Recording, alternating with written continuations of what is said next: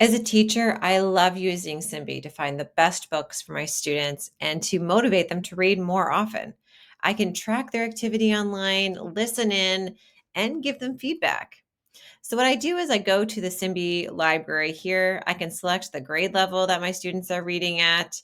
I could also choose to select it by reading time or genres. I select a book that I want them to read, click assignment, and then Simbi gives me a really easy way to do this assignment. I can choose which reading activities I want them to do. It automatically selects the tell me question, which is a question that appears at the end of the book where they record a verbal summary or answer to a question. And I can give it a due date or not. I just move through. I say who I want to assign it to. I'll assign to my Marvelous Monkeys group and assign. Now, my students get a notification about this assignment in their notification bell. And when I go to my assignments page, I can check in on my students' progress here. I can view information about their progress and see all of their completion information here. Now, the other thing I love to do is go into my group and just check on my students' progress because they don't have to be working on assignments all the time. They can choose to just read on their journey as well, which will show them books that are specifically on their reading level. And as they're reading, I can take a chance to look in on their progress at any time.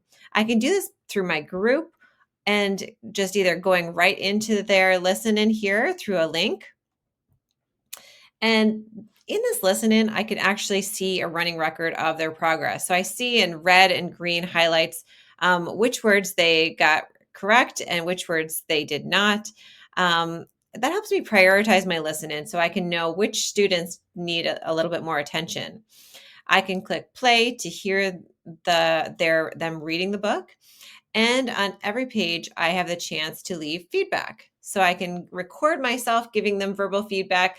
They hear this, they can reply back, and we can have this ongoing discussion, which helps with responsive reading instruction. It really encourages them, helps them know that someone is listening to them, and gives them some help as they're going through this process. So that's the lesson in there. Going back to my groups, when I go in and I check on my students, I can also go and look at their profile page.